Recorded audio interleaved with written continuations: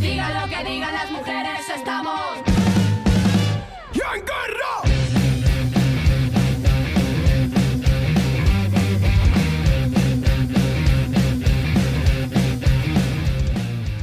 En guerra un altre dia més, sí.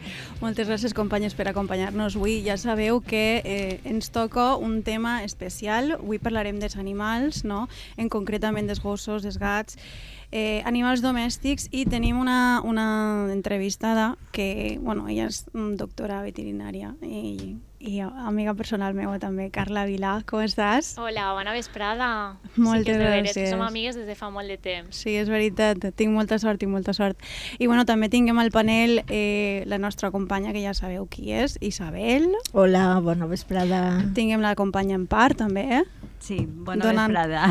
Donant guerra, com sempre. Lola també donant guerra, també, però sí, com sempre. Hola, bon migdia. És que més fem amistats. Clar. Ai, totalment. Des de que érem xocotetes o jovenetes. Sí. Però ahí esteu. La família. Exacte. I res, jo la veritat és que estic molt contenta de poder tindre este segment i que estem parlant de temes tan de moda, no? Com per exemple la nova llei que vam parlar, no? Crec que era del 2023, la llei dels animals. De benestar animal. De benestar animal. Sí, hi ha una llei nova que va entrar en vigor en el 2025 i hi ha modificacions noves sobre aquesta llei que ens afecten a tots, els tutors, als veterinaris i als que no ho som, els que no som tutors també, perquè hi ha que fer les coses bé quan ens trobem un animalet. Entonces, les lleis de benestar animal sempre es fan en un propòsit positiu i és molt important que les llegim, les entenguem i les complim. I això són les coses que parlarem avui, gràcies a Carla també. Però, bueno, Carla, explica'ns també tu qui eres. Això, que es presente. I presenta't un poc, perquè directe a la llei. Hem anat directe a l'important. A l'important, perquè sí que me va dir una companya, has de comentar al principi del programa quina temàtica has de parlar. I jo, vale, m'ho apunte. I bueno, ja està, ja sabeu, la temàtica. Ara no passeu del programa, ara quedeu-vos així amb nosaltres, per favor. Que ens ha costat que puga vindre, perquè sempre té l'agenda plena i hasta que enquadrat. És que és una professional sol·licitada, querida. Sí, i hasta que hem pogut quadrar, pues ens ha costat, però finalment ho hem aconseguit. Home, per supost. En ganes i voluntat. Les urgències estan ahí. Les urgències són urgències.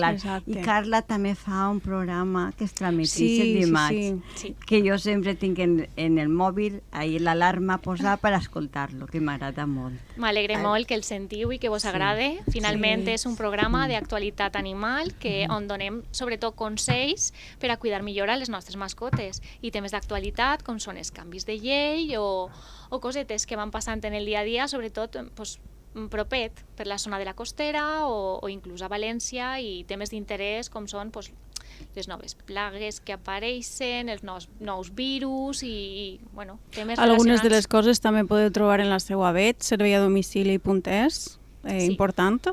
També donar el handle, no, que es diu en anglès, que és la direcció de l'Instagram també, a través de Servei a Domicili. I, bueno, i el número, que ara el repetiré, però també el repetirem al final, més que res per saber-lo, el 611 491 934. L'he dit bé? L'has dit bé. Perfecte. Bueno, pues ahí queda. Sí, bueno, pues jo em presente, el meu nom és Carla, jo sóc de Canals, vaig decidir estudiar veterinària. I no és qualsevol cosa. No és qualsevol cosa, al final és una carrera de medicina, és comparable a la de medicina humana, però en moltes altres espècies, o sigui que s'estudia pràcticament el mateix. Allà el 2018 me'n vaig anar a buscar jo una facultat pública on assistir, perquè així a València no tenim la sort de disposar de ninguna facultat que sigui pública per a la meva carrera, per a efectuar els meus estudis. Me'n vaig anar a Saragossa. I tinc que dir que llevat de l'aire que fa allí vaig estar molt a gust, em vaig sentir molt arropada. La carrera és molt dura, molt sacrificada, però molt bonica, i si finalment és el vostre somni, vos anime a complir-lo. perquè és preciosa i bueno, llevat que costa moltíssim i que finalment les condicions que tenim en Espanya els veterinaris no són les millors, es poden millorar-hi de prou. Tot el que té vocació i creu que ha nascut per a aquest treball, pues, l'anime a continuar en el seu somni, perquè és molt bonic, és molt bonic. Des de que vaig acabar, jo em dediqué a medicina clínica de xicotets animals, només em dediqué a gossos i a gats, vaig triar el meu camí per eixe lloc. Per eixa via, sí. Sí, encara que en la carrera ho toques tot, però bueno, quan tu T'has acabes... especialitzat només en gats i jo em gossets. sent còmoda en la medicina en gossos i en gats. Finalment no es pot tindre medicina per tot, a menys que tingués un gran hospital, i no és el cas. Finalment vaig acabar emprenent en un negoci propi de medicina veterinària a domicili per apropar un poc la medicina en aquells llocs on era més difícil de plegar i per facilitar-los un poc també l'atenció als tutors, però sobretot als animals, perquè finalment el no entrar en un centre als animals es dona certa tranquil·litat. És igual que els humans, estar en un centre o estar en casa també es condiciona, canvia. Hi ha que pensar que finalment l'entorn fa molt, clar. Els animals no tenen el nostre enteniment. Un animal sí que entén, però es queda limitat com a l'enteniment d'un xiquet màxim de 5 anyets. O sigui que entrar en un pediatre i veure una bata blanca a un xiquet li genera moltes vegades por, en un veterinari passa exactament igual. I sobretot he trobat molta milloria en la medicina felina. Els animals, especialment els de l'espècie felina, en deixen treballar molt millor des de casa que en un centre. Sí que és de veres que la medicina a domicili té limitacions, no hi ha coses que no es poden fer en el domicili, però bueno... I les derives a centres que tinguen especialitzats, que tu també has treballat en clíniques específiques, i així cal dir una cosa, i això vos ho puc certificar també, que els estàndards de Carla són alts. No és qualsevol cosa, per tant, si vos diu que aneu a una clínica específica, serà per alguna cosa. Sí. Finalment, vull dir-te, jo quan derive a companys és perquè he treballat allí. Exacte. No derive a llocs, a menys que siguin coses molt més grans que els meus companys no sapien accedir, coses, pues, per exemple, una mandibulectomia. Això solament ho poden fer en centres on hi hagi un cirurgià especialitzat en maxilofacial. Per desgràcia no conec ningú cirurgià personalment de maxilofacial. Que pugui fer l'operació de boca, exacte. Que sí que és de veres que on tu el derives tens la certa tranquil·litat que aquestes persones tenen estudis, tenen capacitat i tenen mitjans, però sempre dona més tranquil·litat, no?, haver treballat en un centre i derivar-li a un company que tu coneixes un cas que tu no pots atendre perquè tens limitacions en quant a material o tècniques de diagnòstic en un centre que tu has treballat i saps com treballen. Clar. Si tu saps aquesta persona, quin protocol gasta, com treballa, i el feedback que té, perquè a mi el que em dona tranquil·litat també és derivar un animal i que el mateix propietari del centre em cride, encara que siguin les 11 de la nit, i em diga: Carleta, et conte, hem vist això, seria convenient continuar per aquest camí, li he donat aquest tractament i et sembla bé, saps? Sempre que siga un consens entre dos professionals que finalment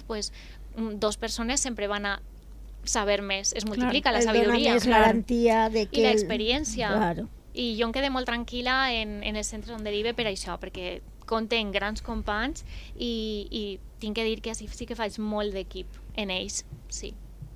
Estic molt contenta per això també. És que el dia a dia, el rescat i l'ajuda pràctica també són una de les coses que comentes al programa que tens a Citament Ràdio, que la companya ha comentat abans, entre cues i petjades. Entre cues i petjades, és dimarts, ja sabeu, ho podeu trobar en Radio Canals i també a la teua website, que he vist que també tens ahí els podcasts. Allí pugem també per a que poden accedir des de la web de Canal Ràdio o des de veterinarisserviadomicili.es. Ahí també hi ha un apartat on estan els podcasts del programa. Que és molt important. Si voleu saber, per exemple, el tema de la passionària, que ara està en de temporada, i ja va acabant-se. Ja va acabant-se. Ja no n'hi ha tanta, fa massa calor per ella. Ara venen les avespes. Les vespes, totes aquestes cosetes. Les aranyes, les espigues... Exacte, com tractar-les i totes aquestes coses. Ella porta moltes solucions a la taula d'una manera pràctica i fàcil de digerir també. Jo espero que siga entendible, finalment. Ja que has nomenat les abelles, moltes vegades jo he vist alguns gatets, tan gats com gossos que estem parlant, que han vist algo que vola i per jugar van a agarrar-les, a caçar-les. Quan s'ha picat una vespa, perquè el que és l'abella és verí que a la llarga no fa tant de mal com la vespa, però quan és una vespa, a part de que és molt dolenta, també és molt agressiva en el cos dels animalets, més quan són xicotets. Què es pot fer ahí? Depenent de si l'animalet és al·lèrgic o no. Això és igual que les persones. Si a mi em pica una vespa, jo no sóc al·lèrgica, aleshores puc aplicar-me fred local. M'aplique fred local. Per a baixar la inflamació. Se'm passa la inflamació i, bueno, la molèstia està ahí. Si és molt intensa, podem provar en un poc de pomaeta antiinflamatòria, que és insuportable. Lògicament hi ha que anar a un veterinari. I si directament és al·lèrgic, al veterinari. No Com detectem que és al·lèrgic? S'inflama moltíssim, o sigui, no és una inflamació molt puntual, no, continua inflamant-se la zona on tinguem el contacte en l'insecte, on tinguem la picadura, però també continua inflamant-se la resta del cos. Hi ha gossos que fan una reacció molt típica, que és alrededor del seu cos, com uns bultos que van eixint-li pel tot el cos. Això implica que l'animal és al·lèrgic. Igual que s'inflama aquesta zona, pot inflamar-se la glotis, que finalment és la via respiratòria de l'animal. Clar, i paren de respirar. Especialment els que ja tenen de per si, perdona per interrompre, però els que ja tenen de per si problemes respiratoris, que a lo millor un tipus determinat de gossos, jo crec que ells tinguen o no tinguen al·lèrgia, tenen que anar al veterinari. No us fieu perquè ells ja tenen problemes respiratoris, clar. Tenen un impediment, que és una elongació del paladar blanet que tapa el que és la tràquea, i aquests animalets és que s'ofeguen de caminar. Sols falta ja que es pique un insecte al que, encara que no li tinguen al·lèrgia, si s'inflama un poc la llengua, ja el que li faltava. Solen tindre les narines molt xicotigües, solen tindre la tràquea en un diàmetre molt menut. Jo en ells no m'ho pensaria. Aniria al veterinari, que li peguen una miraeta, i inclús encara que parega que no massa, que li fiquen millor un estar tractament segura. que no és roïn, no és dolent. Ficar una dosis puntual en aquest cas seria cortisona, o intravenosa o intramuscular, de ràpida acció, l'urbazón que ens fiquen a nosaltres, que en veterinària no podem gastar-lo perquè hi ha una llei que ens ho impedís. Vaig. Ara anirem ahí. Gastem un altre tipus de cortisona que no passa res, que també funciona i és molt efectiva, però sí que és de veres que té un altre preu i té una altra accessibilitat. Aleshores, aneu al veterinari. Si tingueu un mínim dubte de que l'animalet li pot passar qualsevol cosa, millor sempre previndre que portar-se un sustet. Mira, Carla, jo volia preguntar-te, abans es posava el tractament, quan era necessari, d'antibiòtics. Directament l'antibiòtic que creia el veterinari que era l'adequat. Avui en dia tens que seguir una sèrie de protocols o pautes a seguir que t'impedeixen que n'hi ha voltes que quan aquest animalet ve a reaccionar, n'hi ha voltes que s'ha fet tard. Jo he sentit moltes queixes. Sobretot al principi. Al 2025, a l'inici del 2025, han anat modificant aquesta llei perquè és que no es podia treballar. De fet, és el que tu dius. Al principi, entre la por generada per les sancions administratives i que es ficaven unes sancions, que dies jo, no sé, jo crec que jo me sentia una delinqüent quan va eixir la llei. A més, començaren dient que tampoc podíem tratar animals que no estigueren identificats. Imagineu-se vosaltres, tots els animals que no tenen llar, que no tenen família, i això pràcticament o que són abandonats i no porten xip, optaren a no tindre tractament. O sigui que aquesta llei ens impedia moltíssim tractament i a poc s'anà modificant, però molt lleugerament. Molt lleugerament. Continuem peleant per a derogar-la en aquest cas, o que canvien sobretot les parts que ens afecten directament i que no ens deixen treballar. Clar. Este tema, estem a l'equador del nostre programa, del nostre segment. Ja sabeu que tinguem 30 minuts i no podem eixir-nos d'ahir, però sí, sempre portem una cançó, en este cas l'ha triat la nostra entrevistada Carla Vilà, i m'agradaria comentar que la lletra m'agradaria que l'escoltareu. Presteu atenció, és de News, Fit Cactus i Naina, que sí que vos sonarà, està en català i és una passada. Entrant.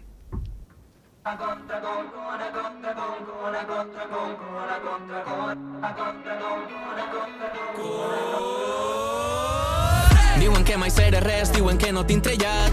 I a mi tot això m'encanta, que sols parlen per parlar, que sols vulguin criticar. Me la sua aquesta farsa. Diuen que no trobe res, diuen que no tinc diners, però jo no es trobo en falta. Soc feliç encadenant bones ratxes i al final el que compta és el que em passa. Quan et veig, sembla que m'explota el cor, ja sé que no tinc remei. Quan et veig, perquè estic enamorada des del cap fins al turmell. Quan et veig, primavera mig l'hivern, núvol blanc enmig del cel. Quan et veig, el que diguen de nosaltres ens importa ben poc. M'importa poc tot allò que pensa de mi la gent. Jo vull anar contra corrent, que diguen el que vull em poc m'importa, perquè sé que importa poc el que pensa la gent. I jo sols vull anar contra corrent, a contra corrent. Em miren com que estic sonat, a estes hores que no som iguals està prou clar, que estem còmodes anant a contracorrent remant, que ens agrada fer el tarambana a la babala. Estàs de conya? Eres tu qui m'està jutjant? Jo sóc eixe dia que tens plan i distronant. Que si jo, que si tu, no estem fets per estar junts. La raó passa buts, riem el meu guinyos. Quan et veig, sembla que m'explota el cor, ja sé que no tinc remei. Quan et veig, perquè estic enamorada des del cap fins al turmell. Quan et veig, primavera mig l'hivern, núvol blanc enmig del cel. Quan et veig, el que diguen de nosaltres ens importa ben poc. M'importa poc tot allò que pensa de mi la gent. Jo vull anar contra corrent, que diguen el que vull em poc m'importa, perquè sé que importa poc el que pensa la gent. I jo sols vull anar contra corrent, a contra Bello con la naina. Tot està girant cap a l'altre costat i si m'agrada sé que no ho vaig a canviar. Tenia 1000 preguntes i vaig sentir molts dubtes i en cada cor vaig derrapat però avançat. Em quedé boba quan recorde que ens tenim i per fi podem dir que sentim i vivim. No ens importa el que pensen, el que diguen, el que vegin, mentre tu i jo estem contentes la vida sempre somriu. m'importa poc tot allò que pensa de mi la gent. Jo vull anar contra corrent, que diguen el que vull em poc m'importa, perquè sé que importa poc el que pensa la gent. I jo sols vull anar contra corrent, a contra corrent.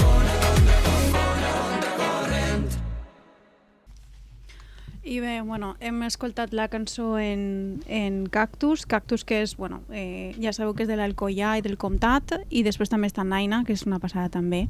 No sé si aniran al final a un festival, però bueno, ara el seguiu, es recomana moltíssim. A contracorrent i a contracorrent sempre anem nosaltres perquè bueno, mos toca, no? Mos toca un poc anar a contracorrent, encara que no ho diguem, perquè com està el sistema, que és el que estàvem comentant adés, no? El sistema conforme està i les lleis que es fan, pues a lo millor no són les millors, querida. Bueno, i la llei de benestar que es va publicar en el 2023 ja hem vist que estàvem comentant abans que bueno, no ha sigut el millor perquè ha donat molta burocràcia a l'hora... Això és la del medicament. Exacte, sí. Del medicament. I clar, fa molt difícil, no? Una bona... També tindré agència, no? Per el que estàvem comentant. El mateix veterinari ha de tindre l'agència suficient, que ja té suficient experiència, més a part tot el que ha estudiat, més a part tota l'experiència, tot això, per a poder determinar i poder actuar. Clar, en el moment en què tu estàs més preocupat o preocupada per les possibles sancions, evidentment això te talla, no?, d'actuar ràpidament com hauríem de... Fa que treballes en certa por. Sí que és de veres que nosaltres, jo crec que vam anar tots a una, quan eixirà lo dels animals que no duien microchip, que no es podien tractar, crec que en 48 hores va canviar. Vull dir, tots els veterinaris vam dir que anàvem a negar-se que nosaltres tenim un codi deontològic i tinguem el deber de socorro i no anàvem a deixar que un animal, per el simple fet de que no portara microchip, que finalment no són nosaltres els que tenim que controlar, nosaltres estem obligats a informar al tutor o a qui siga de dir-li la llei està així, l'animal ha de dur microchip perquè és obligatori i és important per a la seva salut i per a la nostra, per a controlar certes coses, però no podem obligar a una persona a ficar microchip. Mira, jo vull preguntar, d'aquestes lleis que aleshores es veuen que no són el que les persones necessiten i els animals més, entonces, clar, qui fa això? Qui fa això? Aquí tinguem al capdavant. Per favor, Això... és que són il·lògiques. Beto és que estem veient coses que dius, és que no tenen ni peu ni cap i aquestes persones que han estudiat. Veto de reglaments europeus. Vull dir, finalment sorgeixen problemes, que en aquest cas la llei del medicament ha sorgit perquè hi ha un gran problema en la resistència als antibiòtics en persones. Vull dir, així sempre, primer nosaltres, hi ha una gran resistència a antibiòtics en persones perquè hi ha coses que es fan malament. Aleshores, sistemàtiques com el tema de l'alimentació, moltes coses. Hi ha molt d'antibiòtic a l'hora de menjar carn, ja ho sabeu. Bueno, així, en general també. Així en realitat nosaltres vivim en Europa hi ha molts reglaments que impedeixen que els antibiòtics de la carn apleguen a les persones, o sigui que això sí que és més propi d'altre tipus de països, però en Europa hi ha períodes de supressió, aleshores quan tu li fiques un antibiòtic a un animal d'abast, un animal de consum, i aquest animal té que passar un temps fins que passa a la cadena. Clar. No pot passar a la cadena. Després li faran també analítiques o alguna cosa, veure si ja està per a passar. Tot controlat. Els oficials van a lo que són els mataderos i abans fan les seues analítiques i els seus controls. O sigui, que vull dir que tots tranquils, perquè en l'alimentació és molt poc improbable que nosaltres consumim coses que no deguem. Estan ahí els serveis de control i són molt estrictes. Però què passa? Que la resistència està ahí, la resistència a antibiòtics, i la gent es mor per aquesta causa, és molt elevada. Sí, perquè estan entrant bactèries noves i són resistents als antibiòtics i no se fan. Què passa? Que tot això s'ha de controlar d'alguna forma. Un reglament europeu ha ficat la base del control i cada país interpreta aquest reglament segons ell considera. I així en Espanya, no sé qui l'ha interpretat, però l'ha interpretat segons ell considera. Segurament no era veterinària. Jo estic segura de que no. Segurament. Ni d'animals. Pot ser aixina? Sí. El problema és que saps què passa? Pot ser un funcionari que no tinga ni... Clar, la gent està... Mira... No me tireu de la llengua que parlaré. Però mira, vaig a dir-ho. Si tu poses al càrrec a una persona que no té ni idea del que està fent, que està parlant, o que quin tema és... No, que és un funcionari que té una... No té el coneixement necessari per a dir, doncs mira, pot sorgir este problema o este altre problema. I si no s'escolta a les persones professionals que han estat estudiant durant anys i tenen l'experiència corresponent, i no se'ls escolta quan se'ls ha d'escoltar, que és abans de fer una llei, no després de fer la llei, perquè el mal ja està fet, sinó abans de fer la llei, això seria l'ideal. Però com no vivim en un món ideal, a contracorrent estem. Sempre. Al mateix temps. Parlant també de les hormones, que molts animals se sabe que són hormonats, com afecten les hormones a les persones? Així no, estem igual.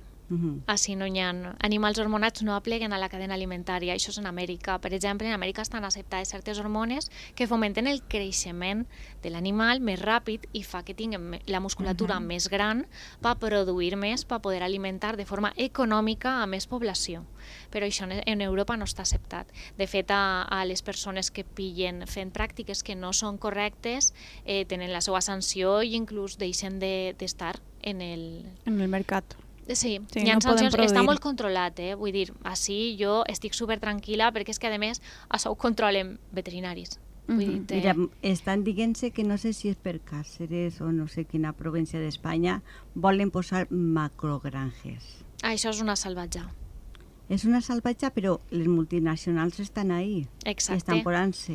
Jo crec que les persones tenen de conscienciar-nos més a l'hora de comprar. Exacte. I si poden comprar, per exemple, els ous que siguin més o menys de gallines que estan tractades o estan en condicions que els beneficis humans també deguin d'adquirir-los. Per suposat. Finalment, el consumidor pot fer molt de paper en aquest cas, molt de paper, triant el producte que millor respecte el benestar d'aquest animal. Què passa? Que tot això encarís el producte. Clar, com podem compensar-ho? Menjant la carn o el producte provenint dels animals que necessitem, no sobrepassar-se. Bueno, pues, jo, per exemple, jo no soc vegetariana, admire moltíssim els vegetarians i els vegans, però jo no soc vegetariana. Jo no te comprenc. Bueno, això és una opinió i mos dona per un altre programa o per 3 més. Però vull dir, jo he reduït moltíssim el consum de carn. I jo, per exemple, la carn de cerdo o la carn de pollastre, que són les que es produeixen de forma més intensiva... Al final tot és anar fent canvis en l'estil de vida, anar fent ser conscient de les... que és el que estava dient Carla, no? Ser conscient del poder que té l'agència personal i la responsabilitat que té una persona cara a les eleccions que fem. Si tu, per exemple, no te'n vas a Starbucks, doncs ja saps que ahir, per exemple, n'hi ha certes companyies que van darrere de Starbucks que no les vas a donar suport de manera indirecta. Però vull dir que no és millor el que fas tu que el que faig jo, cada un dins de les seues possibilitats. Que fas el que puga, no estem criminalitzant a ningú.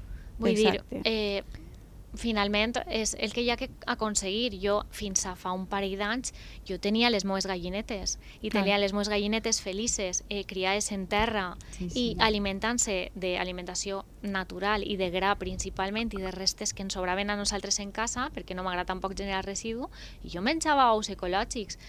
Fa uns anys, per desgràcia, va entrar un animal i bueno, les va matar. Les xinetes estan fent molt de mal. Clar, vull dir, no el tornarem a ficar perquè, bueno, pensarem, no anem a tornar-lo a ficar perquè per circumstàncies personals ja no les podíem atendre conforme les teníem i jo compré ous ecològics. Vull dir, clar que compre ous ecològics i a més, no consumisc una barbaritat d'ous, encara que es compre ecològics. Ahí vaig.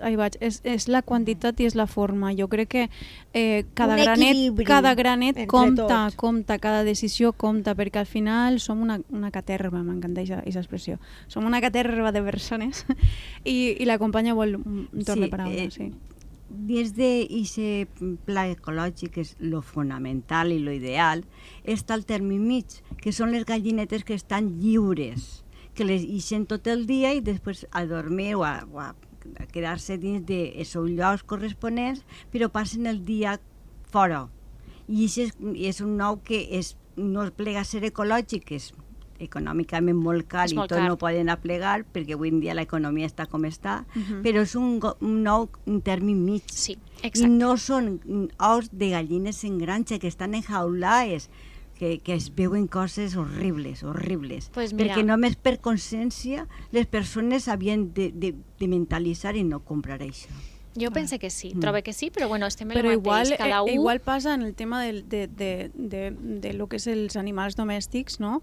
Que és més el que tu portes, el tema de l'abandonament dels animals, dels gossos i dels gats, no? Per exemple, i això també és una responsabilitat que s'ha de tindre com a col·lectiu social i com a persona individual que tinguem, clar. I una de les coses que, per exemple, comentaven que sí que m'agradaria preguntar és el tema del rescat i l'adopció responsable, perquè ahí entra la responsabilitat individual de cada persona. Exacte. Molt difícil, molt difícil. És molt difícil, sí que és de veres que és encara més difícil controlar-ho.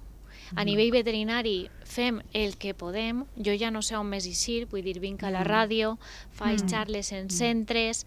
També has estat en Apunt, en algun programa de Apunt, en Animalades, crec que era... Sí, que és de veres, van seguir el que era un dia meu de veterinària. Al final van voler eixir en la tele 3 pacients meus, que són un amor els 3, i jo molt agraïda, perquè si no fora per ells jo no tindria un programa.